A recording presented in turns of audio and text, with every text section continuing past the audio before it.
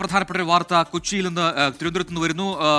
MSC Elsa കപ്പൽ അപകടത്തിൽ police കേസെടുത്തിരിക്കുന്നു. Fort Kochi coastal പോലീസാണ് കേസെടുത്തിരിക്കുന്നതിന് കൂടുതൽ വിശദാംശങ്ങൾ ലഭിക്കേണ്ടതുണ്ട്. എന്തായാലും വലിയ ചർച്ചകൾക്കും വിവാദങ്ങൾക്കും ഒടുവിലാണ് ഇപ്പോൾ ഈ വിഷയത്തിൽ പോലീസ് കേസെടുത്തത്. നേരത്തെ തന്നെ അത്തരത്തിൽ പോലീസിന്റെ ഭാഗത്തുനിന്നും നീക്കങ്ങൾ ഉണ്ടായിരുന്നു. നിയമോപദേശം സർക്കാർ തേടുകയും ചെയ്തിരുന്നു. ഏറ്റവും ഒടുവിൽ ഇപ്പോൾ ഫോർട്ട് കൊച്ചി കോസ്റ്റൽ പോലീസ് ഈ സംഭവത്തിൽ കേസെടുത്തിരിക്കുന്നു. MSC എൽസ 3 എന്ന കപ്പൽ കൊച്ചി തീരത്ത് മുങ്ങിയതുമായി ബന്ധപ്പെട്ടാണ് ഇപ്പോൾ പോലീസ് കേസെടുത്തിരിക്കുന്നത്. ഷഫീദ് റാവുത്തർ അതിന്റെ ഏറ്റവും പുതിയ വിശദാംശങ്ങളുമായി ടെലിഫോണിൽ ചേരുന്നുണ്ട്. ഷഫീദ്, ഇപ്പോൾ നേരത്തെ തന്നെ പോലീസ് ഈ സംഭവത്തിൽ നിയമോപദേശം തേടിയിരുന്നു. അത് നിയമ നടപടികളുടെ മുന്നോട്ട് പോകുമെന്ന് സർക്കാർ വ്യക്തമാക്കിയതുമാണ്. ഇപ്പോൾ ഈ സംഭവത്തിൽ കേസെടുത്തിരിക്കുന്നു. എന്താണ് വിശദാംശങ്ങൾ?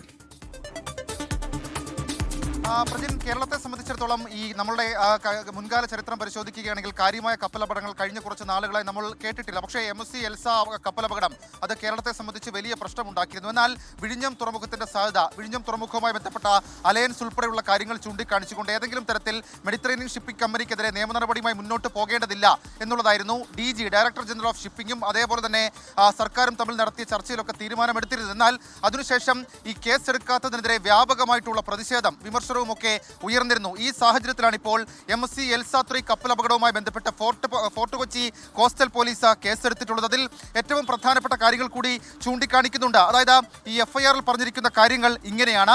MSC എൽസ 3 എന്ന ചരക്ക് കപ്പലിലുള്ള കണ്ടെയ്നറുകളിൽ എളുപ്പത്തിൽ തീപിടിക്കാൻ സാധ്യതയുള്ള ചരക്കുകളും സ്ഫോടക വസ്തുക്കളും ഉണ്ടെന്ന അറിവ് നിലനിൽക്കെ പ്രതികൾ മനുഷ്യജീവനും സ്വത്തിനും അപകടമുണ്ടാക്കും വിധം അപകടകരമായും ഉദാസീനമായും MSC എൽസ 3 എന്ന ചരക്ക് കപ്പൽ കൈകാര്യം ചെയ്ത് അതുവഴി കപ്പൽ സഞ്ചാര മാർഗം ഈ ആലപ്പുഴ തോട്ടപ്പള്ളിക്ക് സമീപം പടിഞ്ഞാറ് വശം, നമ്മുടെ ഏറ്റവും അടുത്ത അപകടം നടന്നത് ആലപ്പുഴ തോട്ടപ്പള്ളി തീരദേശ മേഖലയിൽ നിന്നും ഏതാണ്ട് 18 നോട്ടിക്കൽ മൈൽ അകലെയായിരുന്നു. അവിടെ വെച്ച വിനാശകാരികളായ പ്ലാസ്റ്റിക് അവശിഷ്ടങ്ങളും മറ്റും പുറം തള്ളപ്പെട്ടത് മൂലം പരിസ്ഥിതി പ്രശ്നങ്ങൾക്കിടയാക്കിയും കൂടാതെ പരമ്പരാഗത മത്സ്യബന്ധന മേഖലയെ പ്രതികൂലമായി ബാധിക്കുകയും ചെയ്തു എന്നുള്ള കാര്യം ഈ FIR-ൽ പറയുന്നുണ്ട്.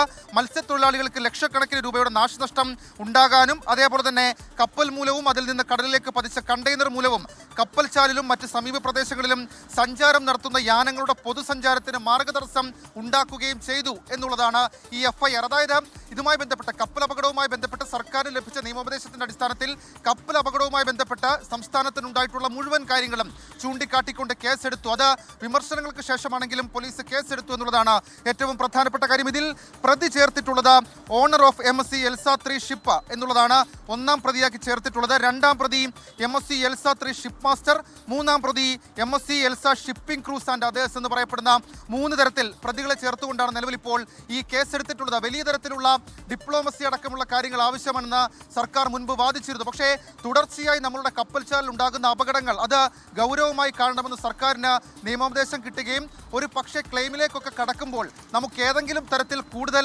നിയമപരമായിട്ടുള്ള ബലം കിട്ടുക എന്നതുകൂടി സർക്കാർ ഇതുമായി ബന്ധപ്പെട്ട ലക്ഷ്യം വെക്കുന്നുണ്ട്. ഏതായാലും BNS-ലെ പ്രധാനപ്പെട്ട വകുപ്പുകൾ ചുമത്തിയിട്ടുണ്ട്. BNS 282, 285, 286, 287, 288 എന്നീ വകുപ്പുകൾ പ്രകാരമാണ് കേസെടുത്തിട്ടുള്ളത്. ഈ കപ്പൽ പാതയിൽ സഞ്ചാര തടസ്സമുണ്ടാക്കി എന്നതടക്കമുള്ള വകുപ്പുണ്ട് അതിനകത്ത്. അതേപോലെ തന്നെ വളരെ മാരകമായിട്ടുള്ള വിഷാംശങ്ങൾ അത് പരിസ്ഥിതിക്ക് പ്രശ്നമുണ്ടാകുന്ന തരത്തിലേക്ക് കടലിലേക്ക് വലിച്ചെറിഞ്ഞു, ആ വകുപ്പും ചുമത്തിയിട്ടുണ്ട്. അങ്ങനെ വളരെ ഗൗരവമുള്ള വകുപ്പുകൾ ചുമത്തിയാണ് coastal police, Fort Kochi coastal police കേസെടുത്തിട്ടുള്ളത്. ആ കേസെടുത്തത് ഇന്നാണ് എന്നുള്ളതും ഏറ്റവും പ്രധാനപ്പെട്ട കാര്യം. ഇന്ന് 1:45 നിയമോപദേശത്തിന്റെ അടിസ്ഥാനത്തിൽ ഈ വിഷയത്തിൽ സർക്കാർ കേസെടുക്കാം എന്നുള്ളൊരു നിലപാടിലേക്ക് പോയത്. നമുക്കറിയാം, അന്നും ഇന്നും സർക്കാർ ആവർത്തിച്ച് പറഞ്ഞുകൊണ്ടിരുന്ന ഒരു കാര്യം മെഡിറ്ററേനിയൻ ഷിപ്പിംഗ് കമ്പനി വിഴിഞ്ഞം തുറമുഖത്തെ സംബന്ധിച്ചൊരു സാധ്യതയാണ്.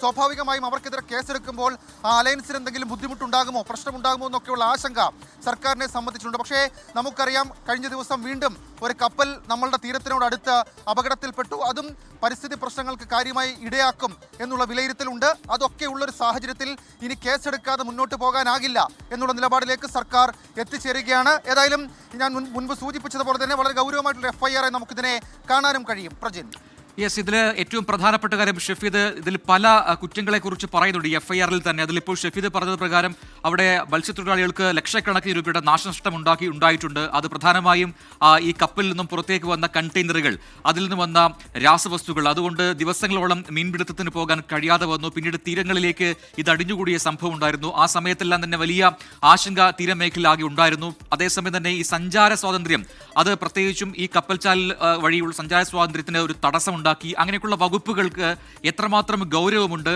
ഇതൊക്കെ ഏത് രീതിയിലാണ്, ഏത് ഗണത്തിൽപ്പെടുത്താവുന്ന വകുപ്പുകളാണ്, കുറ്റങ്ങളാണ് ഷഫീദ്? ഗൗരവമുള്ള വകുപ്പായി തന്നെ പ്രജിൻ നമുക്കിതിനെ കണക്കാക്കാൻ കഴിയും. കാരണം രണ്ട് പ്രധാനപ്പെട്ട പ്രശ്നങ്ങളുണ്ട്. അതിൽ ഒന്നാമത്തേത്, നമ്മളെ സംബന്ധിച്ച് നമുക്ക് ഈ എൻട്രി ഗാലക്സിയുമായി ബന്ധപ്പെട്ട് ഉണ്ടായിട്ടുള്ള ഒരു ഷിപ്പുമായി ബന്ധപ്പെട്ട ക്രൈം മാത്രമാണ് നമ്മൾ മുൻപ് ഇതുമായി ബന്ധപ്പെട്ട് എടുത്തിട്ടുള്ളത്. അതിനുശേഷം കാര്യമായിട്ട് ഏതെങ്കിലും തരത്തിലൊരു ഷിപ്പ് അപകടത്തിന്റെ പശ്ചാത്തലം കേരളത്തെ സംബന്ധിച്ചിട്ടില്ല, നമ്മൾ അതിന് ബാധിക്കപ്പെട്ടിട്ടുമില്ല. പക്ഷേ MSC എൽസ 3 കപ്പലപകടം ഉണ്ടായ സമയത്ത് കേരളത്തിൽ ഉണ്ടായിട്ടുള്ള പ്രശ്നങ്ങൾ അത് നമുക്കറിയാം. ഞാൻ മുൻപ് സൂചിപ്പിച്ചതുപോലെ നമ്മളുടെ കപ്പൽ സഞ്ചാരപാത വിഴിഞ്ഞം തുറമുഖത്തിന്റെ സാധ്യതയ്ക്കനുസരിച്ച് കൂടുതൽ മെച്ചപ്പെട്ടു വരികയാണ്, കൂടുതൽ ആവശ്യക്കാർ ഏറി വരികയാണ്. അതൊരു പ്രധാനപ്പെട്ട തിരക്കുള്ള ഒരു കൊമേഴ്ഷ്യൽ കപ്പൽച്ചാലായി മാറി വരികയാണ്. ആ സാഹചര്യത്തിൽ സ്വാഭാവികമായും അവിടെ നടക്കുന്ന ഒരു അപകടം അത് സംസ്ഥാനത്തെ സംബന്ധിച്ച്, നമ്മളുടെ കപ്പൽച്ചാലിനെ അടക്കം സംബന്ധിച്ച് വലിയ പ്രശ്നങ്ങൾക്കും വലിയ പ്രത്യാഘാതങ്ങളും ഒക്കെ ഇടവയ്ക്കും എന്നുള്ള കാര്യത്തിൽ തർക്കമില്ല. ഇതൊക്കെ സർക്കാർ മുൻകൂട്ടി കണ്ടിരുന്നു. മാത്രമല്ല MSC എൽസ 3 കപ്പലപകടവുമായി ബന്ധപ്പെട്ട നിലവിൽ ഇപ്പോൾ 70-ലധികം കണ്ടെയ്നറുകൾ നമ്മളുടെ തീരത്തേക്ക് വരികയും പ്ലാസ്റ്റിക് ന്യൂഡിൽസ് അടക്കമുള്ള കാര്യങ്ങൾ അത് ഈ നമ്മളുടെ തീരത്തേക്ക് അടുക്കുകയും നമ്മളുടെ തീരത്തിന് തന്നെ അപകടകരമാകുന്ന പലതരത്തിലുള്ള പ്രശ്നങ്ങളുണ്ടായി.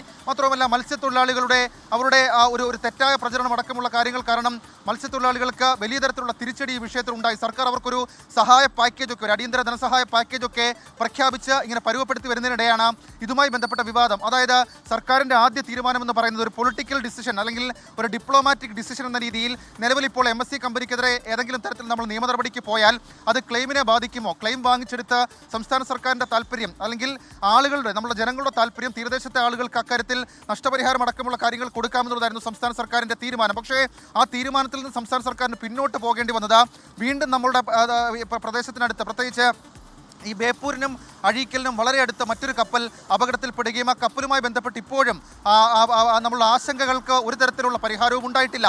ഈ സാഹചര്യത്തിൽ ഇനിയും കേസെടുക്കാതിരുന്നാൽ തുടർന്നുണ്ടാകുന്ന അപകടങ്ങൾക്ക് അതൊരു ശൈലിയാകുമോ എന്നുള്ള ചില സംശയങ്ങളൊക്കെ സർക്കാരിനെ സംബന്ധിച്ചിട്ടുണ്ട്. അതുകൊണ്ട് തന്നെയാണ് മെഡിറ്ററേനിയൻ ഷിപ്പിംഗ് കമ്പനിയുടെ എൽസ 3 എന്ന് പറയപ്പെടുന്ന കപ്പലപകടം സംഭവിച്ച് കേരളത്തിലുണ്ടായിട്ടുള്ള പാരിസ്ഥിതിക ആഘാതം അടക്കമുള്ള കാര്യങ്ങൾ ചൂണ്ടിക്കാണിച്ചുകൊണ്ട് കേസെടുക്കാൻ തീരുമാനിച്ചിട്ടുള്ളത്. FIR-ൽ പറയുന്ന വളരെ പ്രധാനപ്പെട്ട കാര്യം, ഒന്നാമത്തേത് അവിടെ ഒരു അപകടം ഉണ്ടാവുകയും അവിടെ മാരക വിഷ സബ്സ്റ്റൻസുകളൊക്കെ കടലിലേക്ക് പുറംതള്ളപ്പെടുകയും ചെയ്തു. ഒന്ന്. രണ്ടാമത്തേത്, കപ്പൽച്ചാലിൽ കണ്ടെയ്നർ പതിച്ച് വലിയ തരത്തിലുള്ള പ്രശ്നമുണ്ടായി. അത് ഈ ഇനി വരാൻ പോകുന്ന യാനങ്ങൾക്കടക്കം അത് ബുദ്ധിമുട്ടുണ്ടാക്കുന്ന അവസ്ഥയുണ്ടായി. മൂന്നാമത്തെ കാര്യം, പരിസ്ഥിതിക്കുണ്ടായിട്ടുള്ള ഇമ്പാക്ട്, പരിസ്ഥിതി ആഘാതം അതടക്കമുള്ള കാര്യങ്ങളും ഈ FIR-ൽ വകുപ്പായി ചുമത്തിയിട്ടുണ്ട്. സ്വാഭാവികമായും ഇതിലെ നിയമ നടപടി നമുക്കറിയാം, അത് ഡിപ്ലോമാറ്റിക് വിഷയമാണ്, നയപരമായിട്ടുള്ള വിഷയമാണ്. പ്രത്യേകിച്ച് MSC-യുടെ പ്രധാനപ്പെട്ട അല്ലെങ്കിൽ MSC കമ്പനിയെ തന്നെ പ്രതി ചേർത്താണ് കേസെടുത്തിട്ടുള്ളത്.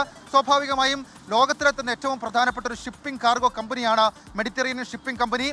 നമ്മളുമായി, കേരളവുമായി, പ്രത്യേകിച്ച് വിഴിഞ്ഞം തുറമുഖത്തിൻ്റെ പശ്ചാത്തലത്തിൽ വലിയ അലയൻസ് ഉള്ള കമ്പനിയാണ്.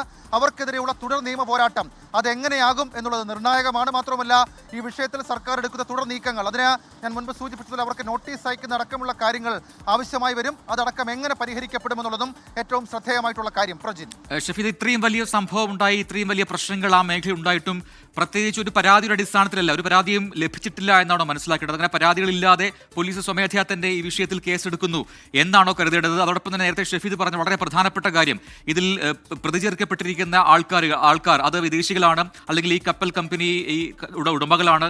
അവരെയൊക്കെ ഈ രീതിയിൽ പോലീസിന്, ഇവിടുത്തെ ലോക്കൽ പോലീസിന് നിയമപരമായി നിയമത്തിന് മുന്നിലേക്ക് കൊണ്ടുവരാനുള്ള വഴികൾ അത് ഏതൊക്കെയാണ്? ഇപ്പോൾ അതിന് കൂടുതലായ നിയമോപദേശമൊക്കെ ലഭിക്കേണ്ടതുണ്ടല്ലോ.